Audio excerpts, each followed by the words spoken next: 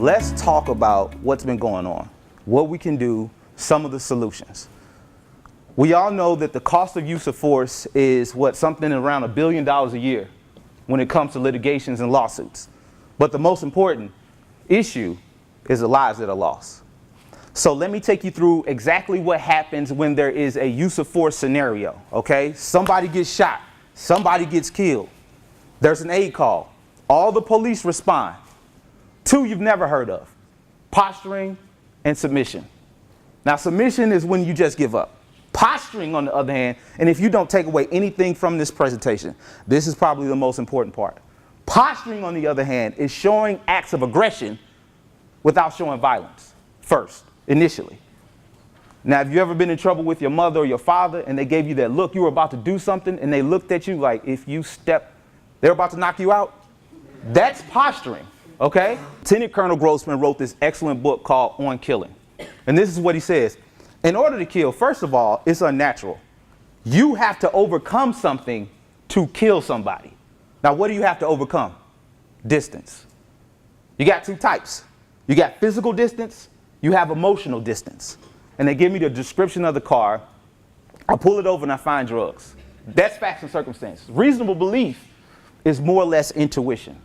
Okay? Intuition. Now, what does that look like? Let's say I'm working at a gas station and I see a guy and I know he's a felon and I'm watching how he's walking. You see, if you got a gun on your side, you don't walk naturally. If it's in your belt, you don't walk naturally. If you don't have an in-holster, you're going to walk a little strange. How are you going to walk?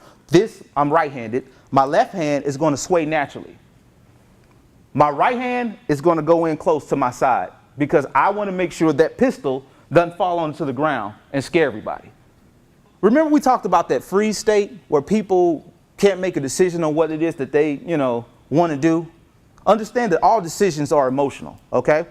There are certain people when it is an active shooter scenario that will sit there right in their seats. You got a gunman running around the school or running around anywhere shooting, and people still sitting in their desk because they can't make a decision. Anything where there's serious trauma, people forget things. There was a story of a woman, this happened in Australia. She's brutally raped. The man kicks in her front door, rapes her, walks out of the front door, walks out. She contacts the police. She gives a spot-on description of what this guy looks like. The police arrest this famous, well-known psychologist. So now he's sitting in the interrogation room and they're like, listen, where were you the night of the rape? He says, I was on TV doing an interview.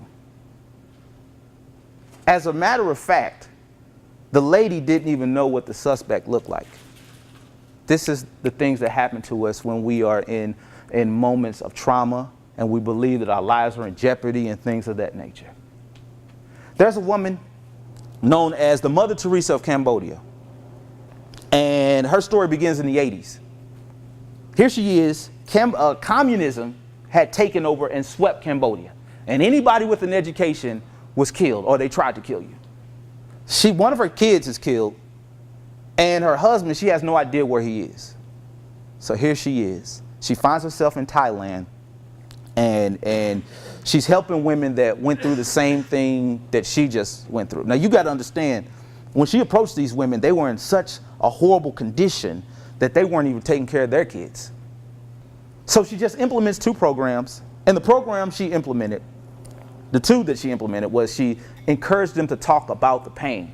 Remember how we talked about how trauma will get trapped inside of you and it'll affect you.